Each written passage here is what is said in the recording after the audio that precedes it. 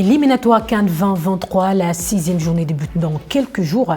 Le Cameroun, pays de Roger Mila, pays de Samuel Eto'o, d'Aboubacar Vincent, d'André Onana, pas toujours qualifié, très attendu en Côte d'Ivoire. On en parle tout à l'heure avec Fidel Castro, analyste sportif.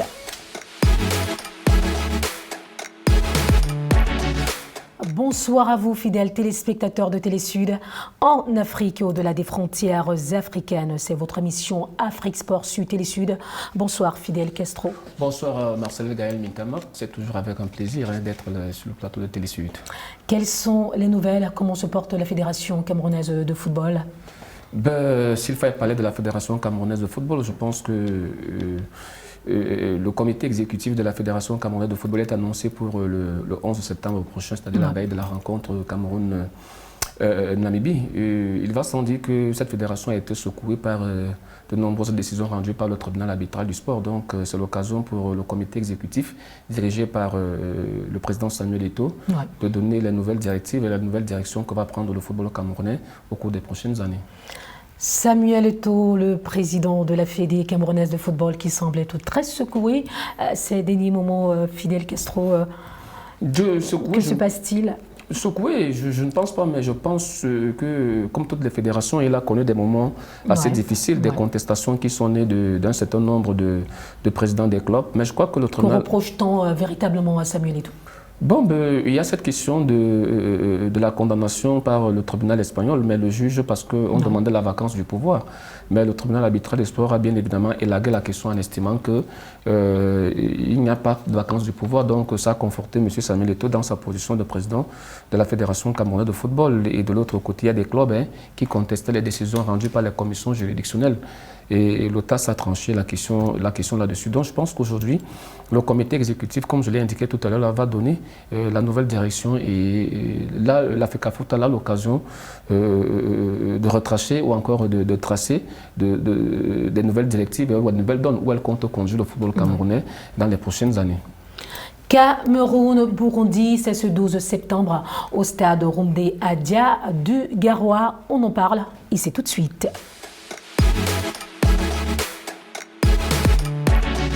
La liste des lions indomptables du Cameroun déjà connue, déjà officielle, Fidel Castro, avec le retour annoncé en grande pompe d'André Onana. Tout le peuple camerounais attendait ce retour d'André Onana. Il fait quand même partie aujourd'hui de ce qui s'est fait de bien dans le monde. Je crois qu'André fait partie du top 3 des meilleurs gardiens du monde. Et ce n'est pas toutes les nations qui peuvent s'offrir le luxe d'avoir un joueur d'une telle dimension et ne pas pouvoir compter sur ses prestations encore sur lui. Ce serait se priver d'un atout essentiel pour pouvoir remporter, pour pouvoir faire de meilleures performances. Donc, il me semble que... passé entre-temps? Non, vous savez, la crise est née pendant la dernière Coupe du Monde.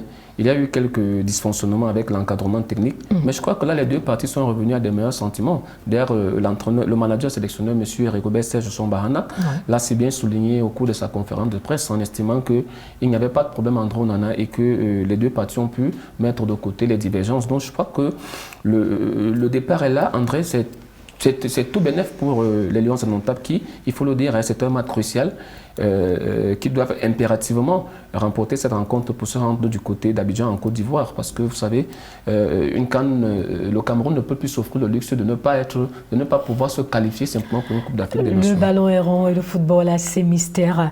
Les crises, elles peuvent arriver. Le plus important, c'est de savoir les gérer. Le retour, Nicolas Nkoulou, qui était également attendu, mais qui ne fait pas partie de la shortlist, on va le dire ainsi. Je ne sais pas si M. Nicolas Nkoulou était attendu, mais Nicolas Nkoulou, je crois que il a eu son temps. Malheureusement, il souffre. Nicolas Nkoulou actuellement n'a pas de club. Et il n'a pas de mal dans les jambes, donc sa non-sélection est plutôt quelque chose de normal. Parce que je pense que cette liste a beaucoup d'objectivité. Parlons justement d'objectivité. Qu'est-ce qui a été fait pour amener Nicolas Nkoulou au sein de la tanière des Lions indomptables du Cameroun? Non, on ne peut plus parler de Nicolas Nkoulou aujourd'hui parce qu'il n'est pas dans cette liste. C'est ce que je dis. Nicolas Nkoulou n'est pas dans cette liste. Mais pour être dans cette liste, il fallait un travail au préalable. Non, pour être dans cette liste, c'est la compétition, ce sont les statistiques. Et lorsque vous prenez les joueurs qui ont été appelés, c'est ceux qui actuellement jouent. C'est ceux qui ont des clubs. Vous prenez le jeune Christophe Owo, il est titulaire avec son club. Vous prenez Harold Mokodi, il est titulaire avec son club. Vous prenez le jeune Enzo Tchatou, il est titulaire avec son club. Vous prenez Andro Nana, il est titulaire avec son club. Vous prenez Zambouanguissa ou Mouette. Mais je pense que quand on parle d'objectivité, c'est que M. Rigobert s'est basé sur les performances sur le terrain. Nous sommes en plein début de championnat. On ne pouvait pas prendre des gens qui sont en vacances. On ne pouvait que prendre avec ceux qui ont déjà la compétition dans les jambes. Donc c'est pour ça qu'on parle d'objectivité. Il s'est basé sur des critères bien spécifiques. Et là, c'est l'une des rares listes qui fait l'unanimité au Cameroun. Quelles sont les dernières statistiques entre le Cameroun et le Burundi? La dernière rencontre entre le Cameroun et le Burundi, le Cameroun avait emporté 1-0. C'est d'ailleurs ce qui avait valu le courroux du président de la Fédération camerounaise de football qui avait estimé on se souvient encore. Qu'il y a des matchs que le Cameroun ne doit plus s'amuser. Mais ça a toujours été des rencontres. Je crois que ce sera la 5e rencontre entre le Cameroun et le Burundi.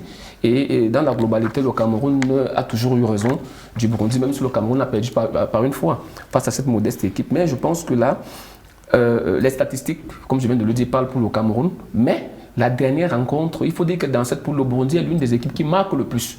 Donc ici, il va falloir faire très attention si les Lions indomptables ne veulent pas subir le même affront qu'ils ont subi face à la Namibie du côté de Johannesburg. Dans cette liste-là, en espérant qu'il n'y aura pas de blessés entre-temps, vous avez quand même le retour d'Eric Maxime Choupo-Moting, qui n'a plus disputé des matchs avec les Lions indomptables depuis la fin de la Coupe du Monde. Vous avez Brian Bomo qui a retrouvé les sensations de buteur. Vous aviez le capitaine Vincent Aboubakar qui répond encore présent dans cette. Vous avez le retour de Jay Clinton qui est tout feu tout flamme avec son club en Russie et qui en Turquie et qui ne cesse de remplir avec des buts. Donc je crois que le problème qui s'est posé lors des 5e et des 4e journées, il y avait ces problèmes de blessures et ces problèmes il y avait beaucoup d'absents. Je crois que là, la ligne offensive du Cameroun est complète en espérant qu'il n'y aura pas de blessés avant cette date fatidique du 12 septembre prochain.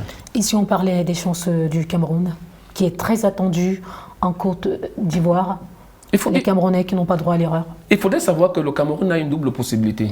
En cas de match nul, le Cameroun est qualifié.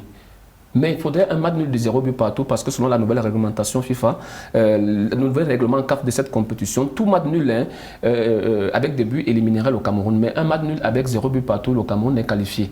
Et simplement parce que ici, les nouvelles réglementations FIFA, au-delà du goal average général, et le Cameroun n'est pas favorisé, on va regarder le nombre de buts inscrits à l'extérieur. Et dans ce cas d'espèce, on doit comprendre que le Burundi est mieux avantageux que le Cameroun. Donc le Cameroun doit tout faire pour faire un match nul, mais sans en encaisser un but. C'est-à-dire un match nul de 0 but partout, le Cameroun est qualifié. L'autre option voudrait que le Cameroun puisse l'emporter. Si le Cameroun l'emporte, même si c'est 1-0 ou encore 3 buts contre 4, le Cameroun n'a pas de souci, une victoire le qualifierait. Donc je dis que la pression est plutôt du côté des Burundais.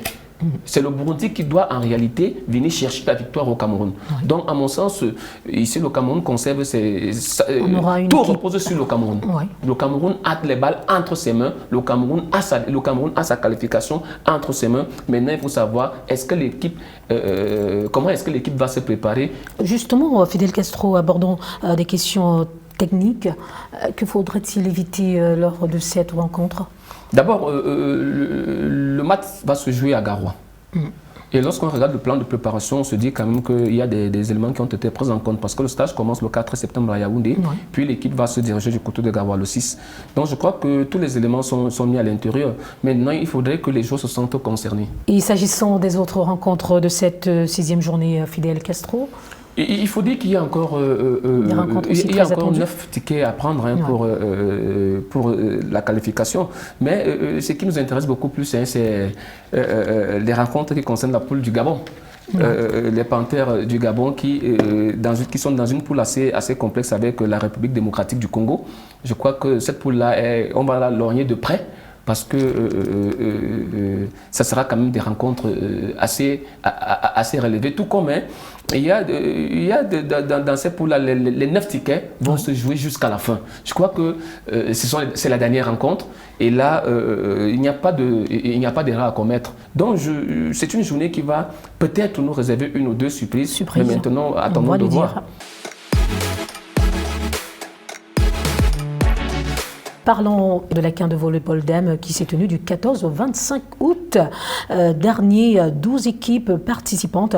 Le Cameroun 3e obtient la médaille de bronze, l'Égypte 2e une médaille en argent et le Kenya premier qui obtient une médaille en or. Fidel Castro, les Lions indomptables du volleyball, éliminés aux demi-finales.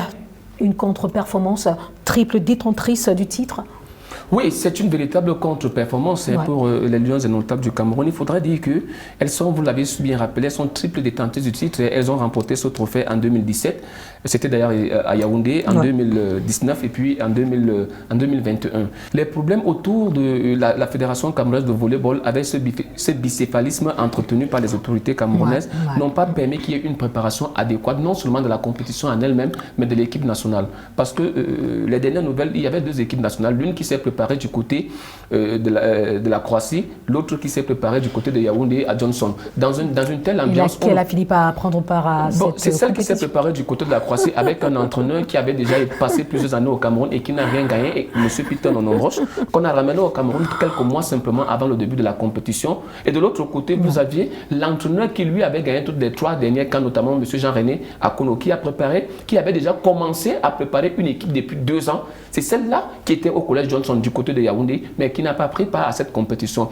Vous voyez, dans un tel climat, les Lions on ne pouvait que s'attendre à ce type de résultats. Il faudrait le dire, le volleyball africain, on connaît exactement qui sont les pionniers. Vous aviez le Kenya, vous aviez l'Égypte et vous aviez le Cameroun. Malheureusement, le Cameroun lui-même a offert la possibilité aux autres nations de venir lui damer le pion. Et le Cameroun qui perd son ticket pour les Jeux Olympiques. Et c'est pour ça que... Paris 2024. Et c'est pour ça que les autorités camerounaises, à mon avis, n'ont pas regardé quel était l'intérêt de cette compétition. L'intérêt n'était pas d'abriter la compétition au Cameroun. L'intérêt était d'ailleurs non seulement de conserver le titre, mais aussi et surtout d'obtenir ce ticket qualificatif pour les Jeux Olympiques. La conséquence aujourd'hui, c'est que même si on peut se contenter de ce que le Cameroun soit qualifié pour les prochains championnats du monde, mais l'essentiel n'était pas là. L'essentiel, c'est ce titre qu'on a perdu à Yaoundé, mais également ce ticket qui pouvait permettre aux Lions de volleyball de pouvoir se qualifier pour les Jeux Olympiques. Maintenant, on va féliciter le Kenya. Oui, le Kenya qui a donc récupéré le titre perdu. Le Kenya qui a récupéré le titre perdu. Je crois que le Kenya, c'est son 11e titre. C'est les rois, ce sont les reines d'Afrique. Donc, les Kenyans, elles sont venues, elles étaient suffisamment préparées. Et vous avez vu qu'elles ont survolé la compétition. Donc, moi, je peux que féliciter le Kenya et surtout le sérieux avec lequel la fédération kenyane a pris cette compétition. Terminons par la boxe. Fury et Ngannou s'affronteront le 28 octobre prochain. Qu'est-ce qu'on peut bien souhaiter à Francis Ngannou, Fidel Castro? Bon, en tant qu'Africain et Camerounais, je ne peux qu'encourager Francis Ngannou. Maintenant, c'est la première fois qu'il va faire cette discipline proprement dite qui est la boxe anglaise. Il est en préparation, donc on lui souhaite tout le meilleur du monde possible parce que c'est l'Afrique qui en sortira gagnant. Et c'est surtout, d'ailleurs, à travers ce combat, l'Afrique s'en sort déjà gagnante. Maintenant, l'Afrique gagnerait plus à ce que Francis Ngannou puisse obtenir cette ceinture mondiale. C'est la fin de ce numéro qui était réservé au sport camerounais. Merci à vous, Fidel Castro, consultant sur Télésud. Merci à vous, fidèles téléspectateurs RDV. La semaine prochaine, why not, pourquoi pas, c'est possible.